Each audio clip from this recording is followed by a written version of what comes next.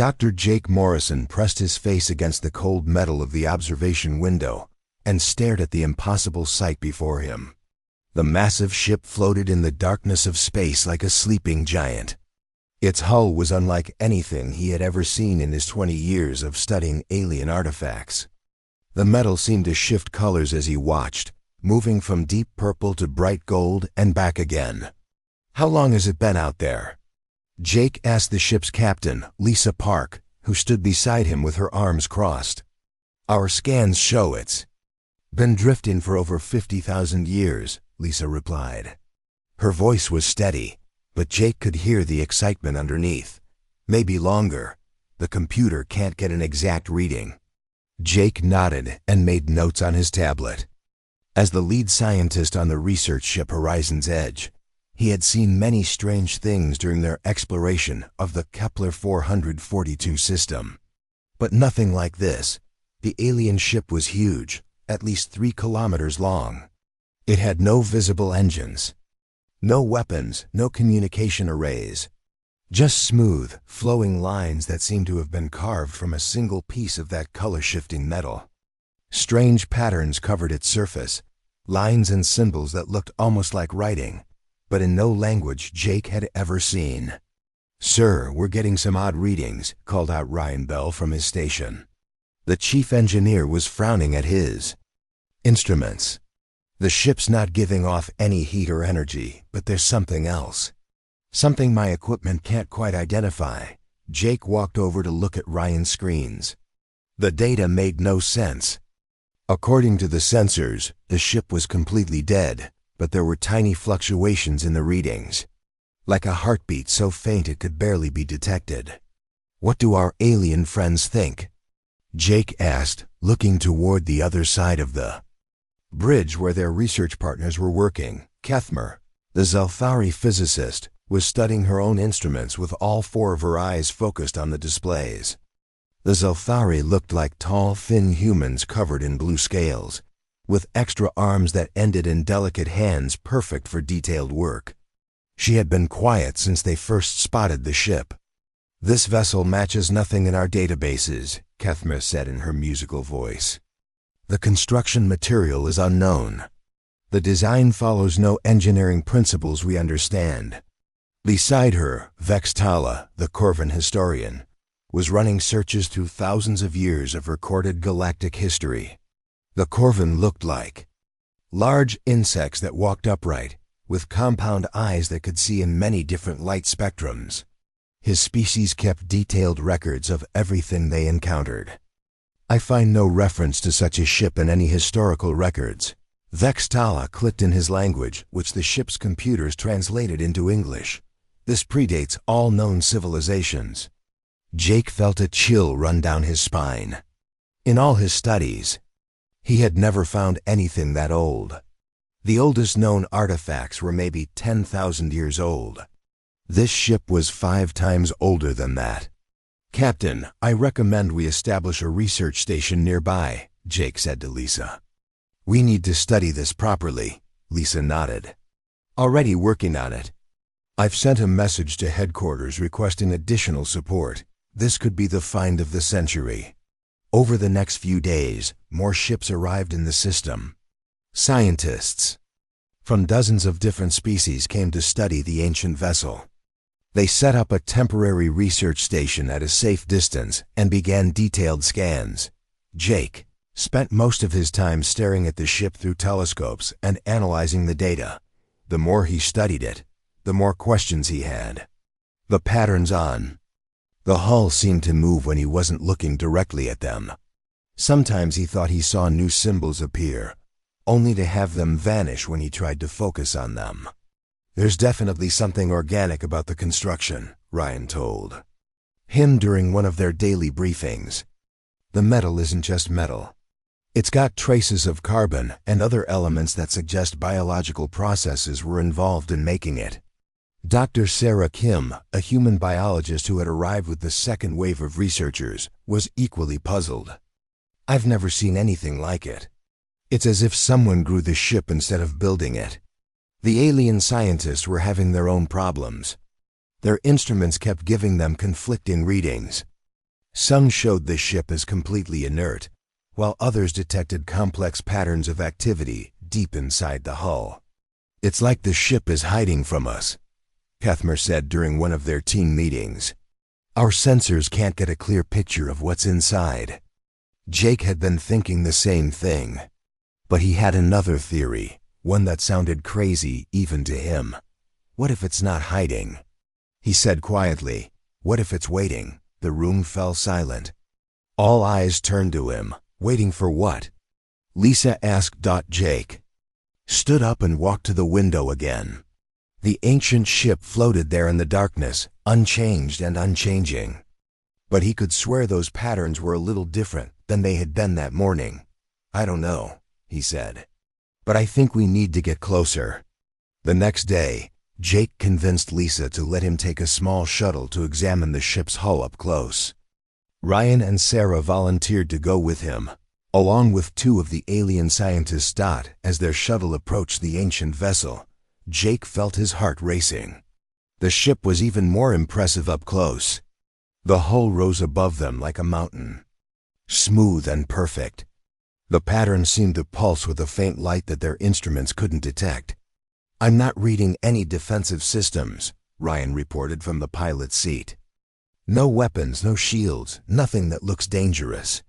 They flew along the ship's length, taking detailed photographs and readings. Jake pressed his face to the shuttle's window, trying to see every detail. The patterns were definitely moving now, shifting and changing as they watched. "Look at this," Sarah said, pointing to her scanner. "I'm getting biological readings from the hull. It's not just metal. There are organic components throughout the entire structure." Jake nodded, but he was focused on something else. As they had flown closer to the ship, his own instruments had begun behaving strangely. The readings were becoming clearer, more detailed. It was as if the ship was responding to his equipment in a way it didn't respond to the alien instruments. "Ryan, bring us closer to that section there," Jake said, pointing to an area where the pattern seemed more active. As they approached, something amazing happened. A section of the hull began to change, reshaping itself. Metal flowed like water, creating what looked like a docking port, perfectly sized for their shuttle. "What the hell?" Ryan whispered. The alien scientists were talking excitedly in their own languages, but Jake barely heard them. He was staring at the docking port, which seemed to be inviting them in. "It's responding to us," he said quietly. "The ship is responding." "To us." Lisa's voice crackled over the radio from the research station. "What's your status?" "We're seeing energy readings from the alien vessel." Jake looked at his teammates. Sarah was staring at the docking port with wide eyes. Ryan had his hands on the shuttle's controls, ready to back away if needed. The alien scientists seemed confused and worried. "Permission to dock," Jake said into his radio. There was a long pause. Then Lisa's voice came back, careful and controlled. "Negative. Return to the station immediately." Jake looked at the docking port again. The patterns around it were glowing brighter now, pulsing in a rhythm that seemed almost like breathing. The ship was waiting for them. He was sure of it. "Copy that," he said into the radio. But as Ryan began to turn the shuttle away, Jake couldn't shake the feeling that they were making a mistake. The ship had been waiting for 50,000 years. What was it waiting for? 3 weeks had passed since the discovery of the ancient ship. Jake Morrison had barely slept during that time. Every day brought new mysteries, and every night he dreamed of those shifting patterns on the ship's hull. The research station buzzed with activity as scientists from across the galaxy worked to understand what they had found. Jake was in his lab when it happened. He was studying close-up images of the ship's surface when his computer screen flickered. For a moment, the patterns in the photos seemed to move on their own. Then his instrument started beeping. "Ryan, are you seeing this?" Jake called to his friend, who was working at another station nearby. Ryan Bell looked up from his engineering reports and frowned at his own displays. "Yeah, I'm getting massive energy readings from the ship. but that's impossible. It's been completely dead for weeks. Jake rushed to the observation window. The ancient vessel floated in the distance, but something had changed. The patterns on its hull were glowing with soft blue light, pulsing like a slow heartbeat. As he watched, sections of the hull began to shift and move. "Lisa, get up here now." Jake spoke into his communication device. "The ship is doing something." Captain Lisa Park arrived within minutes, followed by Dr. Sarah Kim and several of the alien scientists. They all pressed against the windows, staring at the transformation taking place before them. "It's beautiful," Sarah whispered. The ship was reshaping itself. The smooth hull was developing new structures, creating what looked like landing bays and docking ports. But these weren't random changes. Each new structure seemed perfectly designed for their human shuttles. Kefmer, the Zelthari physicist, was frantically checking her instruments. "This is not possible. The energy required for such transformation would power an entire city." "Yet it's happening," said Vextala, the Corvin historian. His compound eyes were focused on the ship with intensity. "The vessel is rebuilding itself." Jake noticed something else. While his human-made instruments were giving clear readings of the ship's activity, the alien equipment seemed confused. The Zelthari and Corvin scanners showed only static and error messages. "Why can we see what's happening, but their equipment can't?" Jake asked Ryan quietly. Ryan shook his head. "I don't know, but I've been thinking the same thing. It's like the ship wants us to see it, but not them." Lisa stepped forward. "I'm ordering all ships to maintain safe distance. We don't know if this is friendly or hostile behavior." But Jake was already moving toward the shuttle bay. "I need to get closer. This is the breakthrough we've been waiting for." "Absolutely not," Lisa said firmly. "We don't take any risks until we understand what's happening." Jake stopped and turned back to the group. "Captain, with respect, we've been studying this ship for 3 weeks with no progress. Now it's finally responding to something. We can't waste this opportunity." Sarah nodded in agreement. "Jake's right. This might be our only chance to make contact." Lisa looked uncomfortable, but she was a good captain. She knew when to listen to her scientists. "Fine, but you take a full team, and you stay in constant communication." An hour later, Jake, Ryan, and Sarah were aboard a shuttle, heading toward the ancient ship. 2 alien scientists, Kefmer and a Corvin engineer named Dextar, came with them. As they approached, the changes to the ship became even more obvious. The docking port that had appeared during their first close approach was now fully formed and clearly marked. Lights along its edges pulsed in a welcoming pattern. More impressive were the other modifications. The ship had created what looked like observation decks, communication arrays, and even what might have been living quarters. "It's making itself habitable," Sarah said with wonder in her voice. Ryan was studying his instruments. "The atmosphere inside those new sections is reading as breathable for humans. Temperature is comfortable. Gravity is Earth normal." "What about for us?" asked Kethmar. Ryan checked his readings again and frowned. "That's strange. The atmosphere is wrong for Zelthari physiology. Same for Corvin. It's like the ship only adjusted for humans." Jake felt a chill run down his spine. The ship wasn't just responding to their presence. It was responding specifically to human presence. As they docked with the ship, Jake noticed that their shuttle fit perfectly into the port. Not approximately, but exactly, as if the ship had measured their vessel and designed the dock specifically for it. "This is incredible," Sarah said as they prepared to board. "The ship has created an entire docking system just for us." The airlock opened with a soft hiss, and they stepped aboard the ancient vessel. Jake expected to feel afraid or nervous, but instead he felt strangely comfortable. The corridors were the right height for humans. The lighting was warm and welcoming. and the air smelled clean and fresh. "The ship is adapting as we move through it," Ryan reported, watching his scanner. "The corridors are reshaping themselves to accommodate our group size." They walked deeper into the ship, and Jake began to notice something else. Control panels were appearing on the walls, but they weren't using alien symbols. Instead, they showed human mathematical concepts, basic pictographs, and even some English words. "How does it know our language?" Sarah asked, staring at a panel that clearly read environmental controls.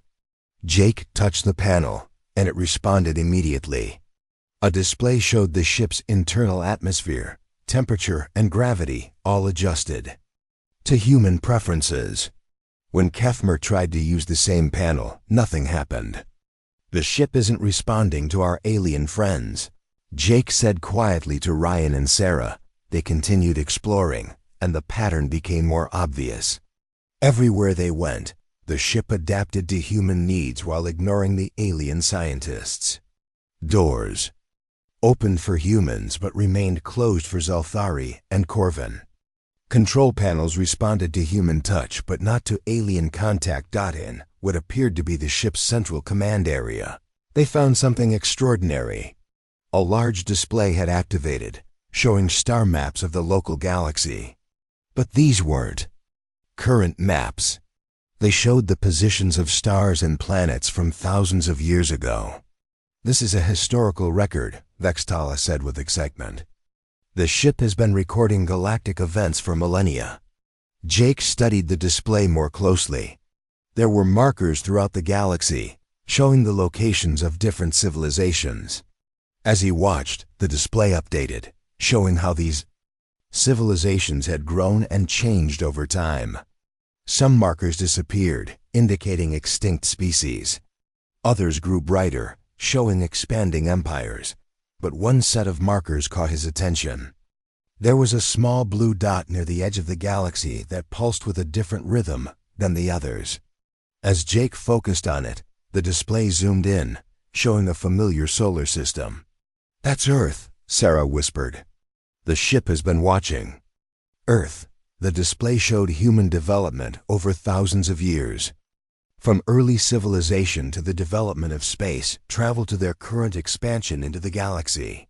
The ship had been observing humanity for far longer than humans had known aliens existed. "But why?" Jake asked aloud. "Why has it been watching?" "US?" As if responding to his question, the display changed. It showed other star systems, other worlds with developing civilizations. But unlike the marker for Earth, these others were dim or had gone dark entirely. Ryan was studying his instruments with growing excitement. "Jake, I think I know what's happening. The ship isn't just responding to humans. I think it's been waiting." "For humans? Waiting for us to do what?" Sarah asked. Before anyone could answer, the ship trembled slightly. Not from damage or malfunction, but like something waking up after a very long sleep. The lights grew brighter, and Jake could hear a low humming sound coming from deep within the vessel. "The ship is fully activating," Kefmer said, her voice filled with awe. "After 50,000 years of dormancy, it's coming back to life." Jake felt a strange sensation, as if something was watching him. He turned around the command center, but saw nothing unusual. Yet the feeling remained, growing stronger. "I think," Jake said slowly, "we're about to find out why this ship has been waiting so long." The ancient vessel continued to hum with growing energy, and Jake realized their real adventure was just beginning.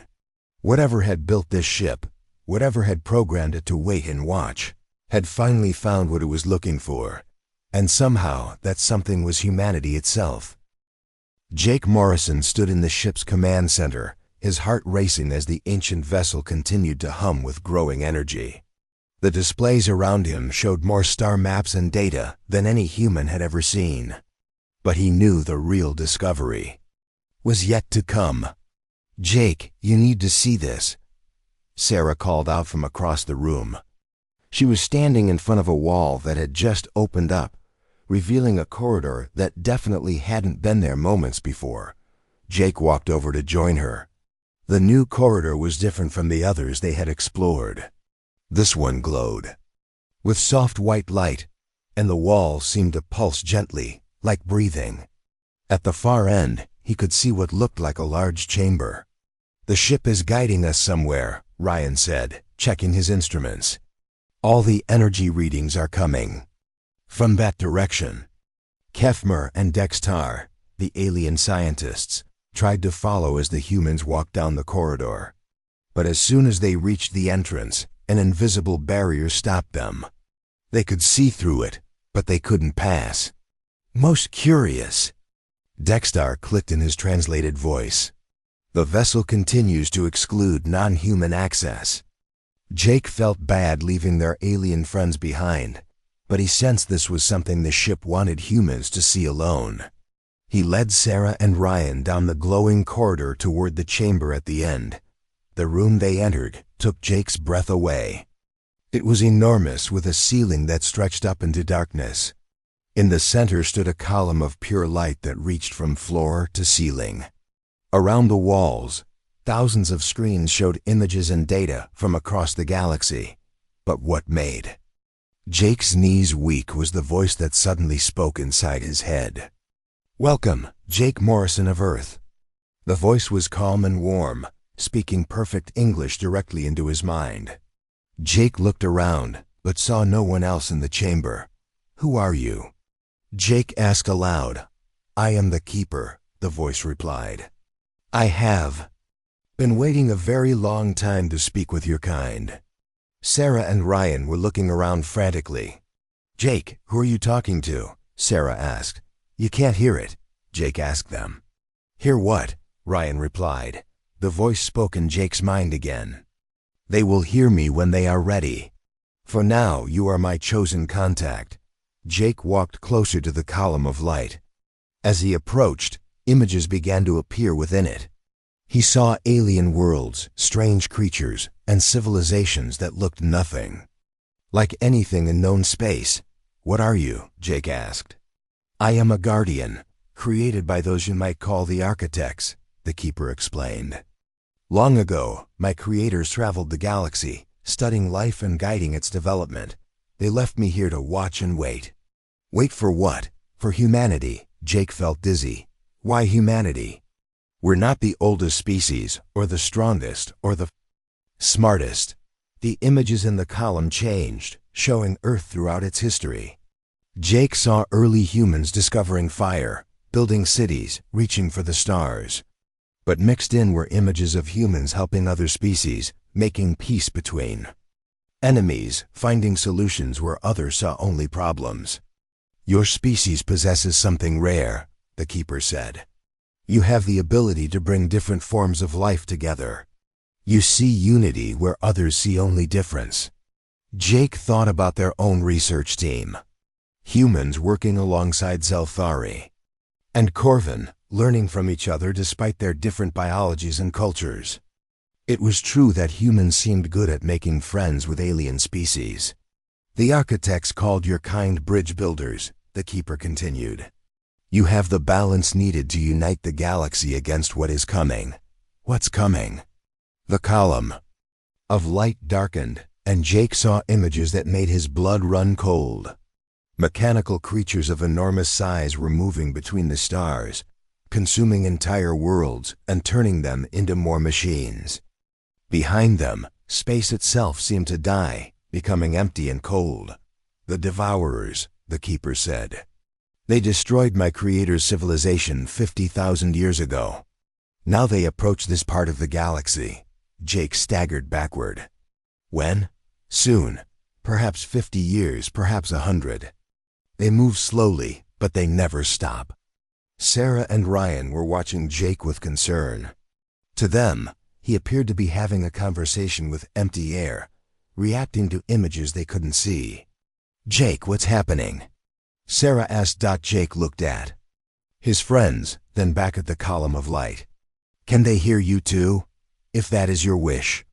Suddenly, Sarah and Ryan both gasped and stepped backward.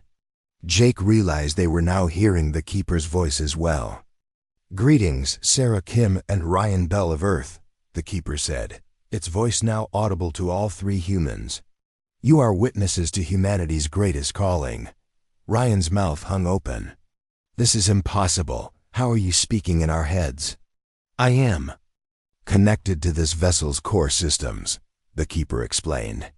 "Think of me as a very advanced computer, but one created by beings far older than your civilization." Sarah was staring at the images in the column. "Those machines we saw, the Devourers. They're real, very real, and very dangerous.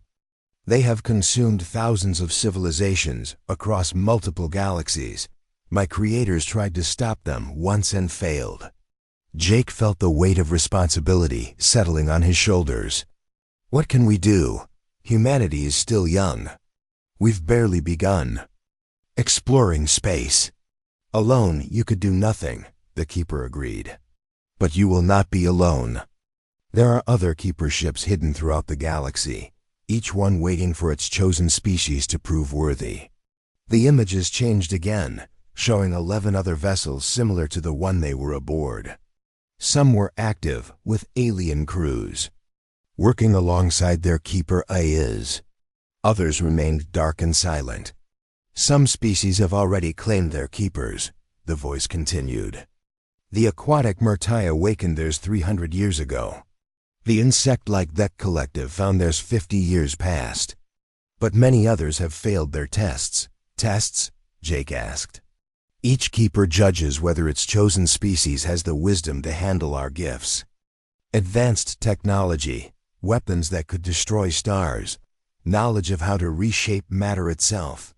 Such power requires great responsibility." Jake understood. "And if a species fails, their keeper remains dormant, and their world remains unprotected." "When the Devourers arrive," Sarah stepped forward, "what kind of test do we have to pass?" The keeper was quiet for a long moment. When it spoke again, Jake could hear something like sadness in its voice. "Your test has already begun. The moment you chose to share this discovery with alien scientists instead of keeping it for humanity alone, you started proving your worth. The moment you showed concern for your non-human colleagues when they could not enter this chamber, you demonstrated the compassion my creators hoped to find." Ryan was studying the alien ships in the images. "How many species need to pass there? Tests to stop these Devourers?" "Unknown. My creators' records suggest that 12 awakened keepers, working together, might be enough to create a defensive barrier around this galaxy. But more would be better." Jake looked at his friends, seeing his own determination reflected in their faces. "What do you need us to do?" "First, you must convince your leaders to accept their responsibility. This ship contains technology that will make humanity one of the most powerful civilizations in the galaxy. That power must be used wisely." The column of light brightened, and Jake felt knowledge flowing into his mind. Not forced, but offered gently. He saw how the ship's systems worked, how it could create new vessels, how it could enhance human technology beyond anything they had imagined. "Second," the keeper continued, "you must help unite the other species. The Devourers can only be stopped by cooperation between all the galaxy's civilizations. Humanity must become the diplomats and coordinators for this alliance." Jake nodded slowly. It made sense.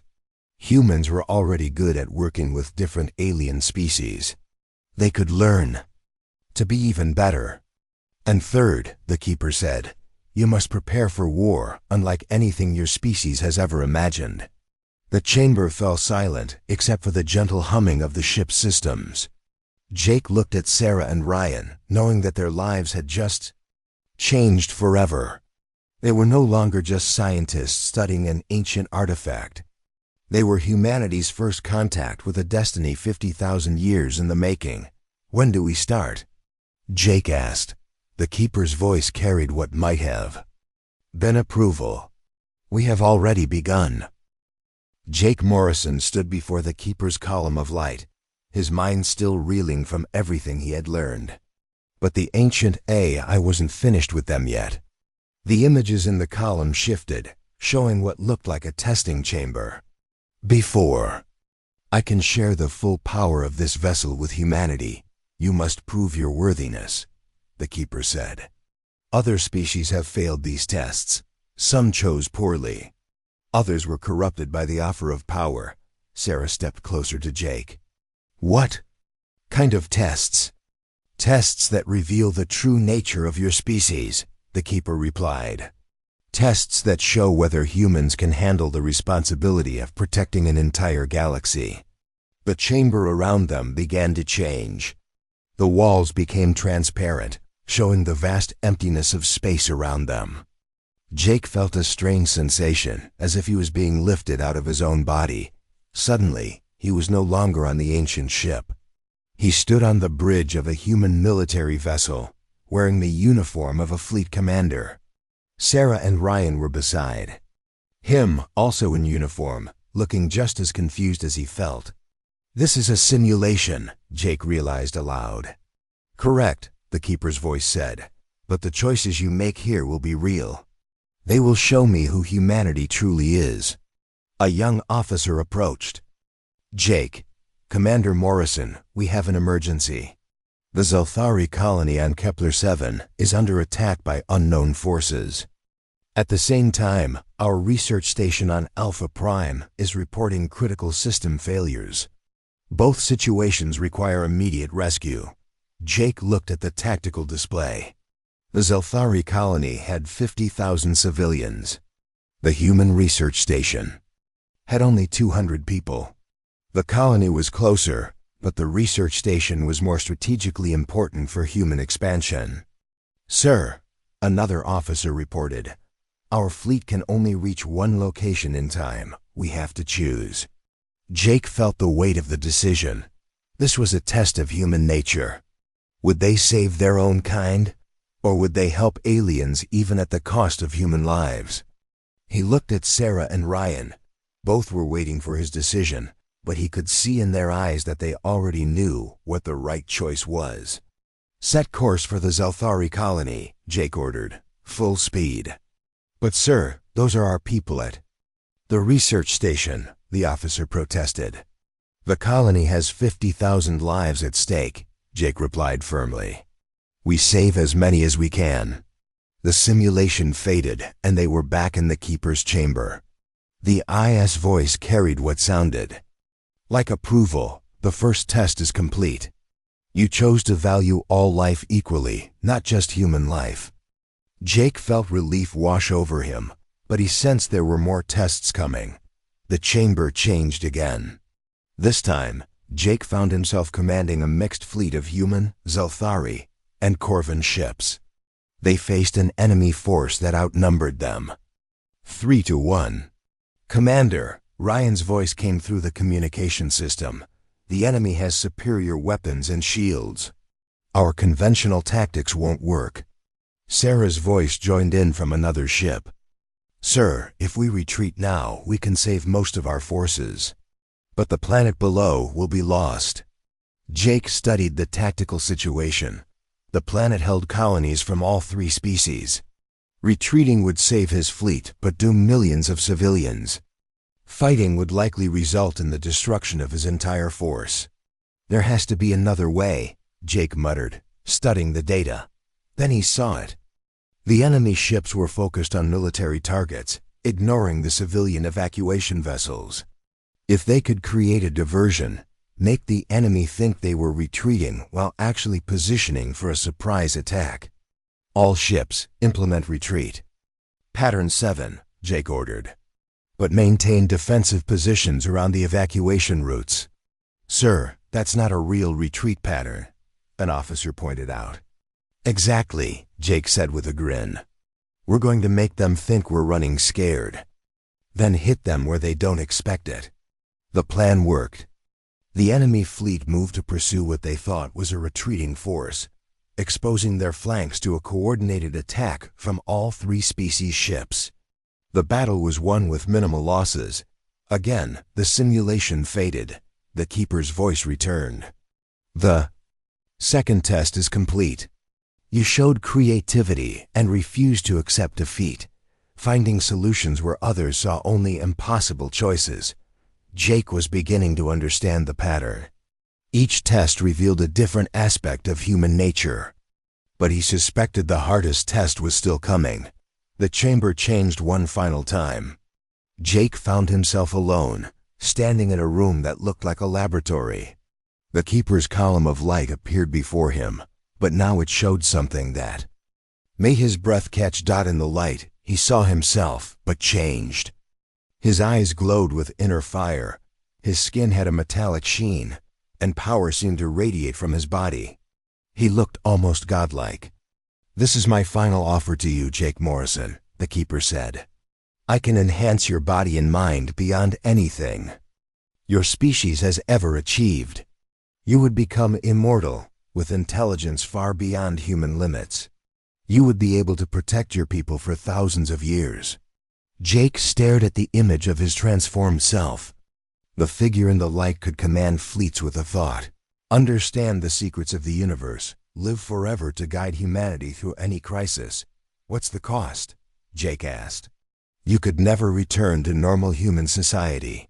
The changes would separate you from your own kind forever. You would become something beyond human, watching over them but never truly being one of them again." Jake thought about his life on Earth, his family, his friends, the simple pleasures of being human. He thought about Sarah and Ryan, about the connections that made life worth living. "Other species have accepted this offer," the Keeper continued. "They believed that becoming more than they were would make them better protectors. They were wrong. Power without connection to one's own people leads to tyranny." Jake looked at the godlike figure in the light one more time, then shook his head. "No, my strength comes from being human, from being connected to my people and my friends. If I became something else, I'd lose the very thing that makes me want to protect them." The image faded and Jake was back in the chamber with Sarah and Ryan. The Keeper's voice carried clear satisfaction. "The final test is complete. You rejected power that would corrupt you, choosing to remain connected to your humanity." The column of light pulsed brighter, and Jake felt knowledge flowing into his mind again. But this time it was different. He could sense the ship's full capabilities, understand its weapons and defenses, feel its connection to the other Keeper vessels across the galaxy. "You have proven that humanity is worthy," the Keeper announced. "No other species has passed all 3 tests with such clarity of purpose."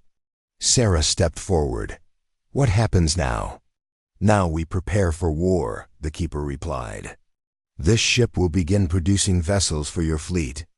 I will teach your engineers how to build weapons and defenses that can stand against the Devourers. But most importantly, you will help me contact the other species and their keepers." Jake felt the full weight of responsibility settling on his shoulders. Humanity was about to become one of the most powerful civilizations in the galaxy. They would be responsible for uniting dozens of different species against an ancient enemy. "The Murtai and that collective have already awakened their keepers," the AI continued. "But there are 9 others still dormant. Species like the crystalline, Veltar, the energy beings known as the Luminari, and the machine intelligence called the Nexus Collective." Rayan was studying new information flowing into his mind. "Some of these species don't even know about the Keeper ships yet. That is where humanity's greatest strength will be needed," the Keeper said. "You must convince them to undergo their own tests. You must build the alliance that will save the galaxy." Jake looked at his friends, seeing his own determination reflected in their faces. They had passed the tests, but their real work was just beginning. "How long do we have?" Jake asked. "Time enough if we act swiftly and wisely. The Devourers are still decades away, but preparing the galaxy's defenses will take years." Jake nodded, feeling the ancient ship responding to his thoughts. Around them, the vessel began to hum with new purpose, awakening systems that had slept. For 50,000 years, the tests were over. Now came the real challenge. 6 months had passed since the ancient ship had awakened. Jake Morrison stood on the bridge of what was now called the Harmony, watching dozens of smaller vessels being built in the ship's manufacturing bays. The Keeper had been busy, creating a fleet unlike anything the galaxy had ever seen. Construction of the 7th escort ship is complete, Ryan Bell reported from his new position as chief engineer of humanity's first Keeper vessel. The Keeper says it can produce 2 more ships per week if we provide enough raw materials. Jake nodded, but his mind was focused on a bigger challenge. Through his connection with the Keeper, he could sense the other Guardian ships scattered across the galaxy. 3 more had awakened in recent months, but 6 remained dormant. Any word from the diplomatic missions? Jake asked Sarah, who had become their coordinator for interspecies relations. Sarah looked up from her communication console. The Veltar are still considering our proposal. Their crystalline minds work slowly, but the Keeper thinks they're close to accepting the test. The Luminary energy beings are harder to communicate with, but they've agreed to meet with us. Jake felt the familiar weight of responsibility. As the first human to make contact with the Keeper, he had become humanity's unofficial ambassador to the galaxy. World leaders back on Earth had given him almost unlimited authority to make deals and form alliances. "Sir," called out Lieutenant Dave Chun from the sensor station, "we're receiving a priority transmission from the Vec Collective." Jake straightened up. The insect-like Vec had awakened their Keeper 50 years ago and had been building their own fleet ever since. They were humanity's strongest allies in preparing for the Devourer threat. Put them through. The main screen flickered, showing the compound eyes and chitinous features of Admiral Klixthek. When the Vec spoke, their words were translated into English by the ship's systems. "Commander Morrison, we have disturbing news. Our long-range sensors have detected movement at the galaxy's edge. The Devourers have arrived sooner than expected." Jake felt his blood turn cold. "How much time do we have?" "Perhaps 20 years. Maybe less. They are moving faster than our calculations predicted." Sarah spoke up from her station. "Admiral, how many Keepers do we have active now?" "Including your vessel, 6 are fully awakened." The Murtai continued to build their underwater fleets. The rock-eating granite clans activated their Keeper last month. The plant-based Verdani Collective awakened theirs just 2 weeks ago. Jake did quick math in his head. 6 active Keepers, with 6 more still dormant. According to the ancient records, they needed at least 12 to create a galaxy-wide defense grid. What about the species that failed their tests? Jake asked. Admiral Klixthek's antennae drooped. 3 more failures in recent months. The warrior caste of the Blade Worlds chose conquest over cooperation. The merchant princes of the trade Federation chose profit over protection. The academic council of the Scholar Worlds chose isolation over alliance. Each failure meant another world that would be defenseless when the Devourers arrived. Jake had seen the recordings of what happened to unprotected planets. Nothing remained but empty space and scrap metal. "We need to accelerate our diplomatic efforts," Jake said to his crew. "Sarah, prepare missions to the remaining dormant Keeper worlds. We can't wait for them to decide slowly." Over the following weeks, Jake found himself traveling across the galaxy more than he had ever imagined possible. The Keeper ships could move through space in ways that normal vessels couldn't, folding distance to cross vast gulfs between stars and days instead of years. His first stop was the homeworld of the Nexus Collective, a species of machines that had achieved consciousness millennia ago. Their planet was a world of gleaming metal cities and precise geometric patterns. "We do not understand the concept of biological emotions," spoke Prime Node 7, the Collective's representative. "Fear, hope, courage, these are foreign to us. How can we pass tests based on organic responses?" Jake had learned to adapt his approach for different species. "The tests aren't about emotions. They're about choices. They're about proving you can put the greater good above your own survival. Explain, Jake thought carefully. When faced with a choice between saving your own processing units or protecting biological beings you barely understand, which would you choose? Prime Node 7 was silent for several minutes, processing the question through thousands of connected minds. We would calculate the greatest benefit to galactic civilization, even if it meant sacrificing your own people. If the mathematics supported such a choice, yes, Jake smiled. Then you understand the tests better than you think. The Nexus Collective's awakening was successful. Their keeper activated systems that had waited 8,000 years for the right moment. Within hours, they were producing ships with mathematical precision that amazed even the other species. Jake's next mission was more challenging. The energy beings known as the Luminari existed in a state between matter and pure thought. Communicating with them required special equipment that the Keeper had built specifically for the task. We have observed the approaching darkness. The Luminari spoke in harmonics that translated as music in Jake's mind. But we exist beyond physical form. How can creatures of metal and hunger threaten us? Jake had to explain that the Devourers consumed all forms of energy, not just matter. Even beings of pure thought could be absorbed and converted into their endless hunger for expansion. We offer you the chance to help protect all life, Jake said, physical and energy-based alike. The Luminari S-test was different from the others. Their keeper presented them with philosophical puzzles about the nature of existence and responsibility.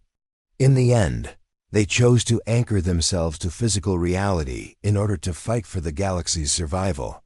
With 8 keepers now active, Jake began to feel hope. But time was running short, and 4 species still had not undergone their tests.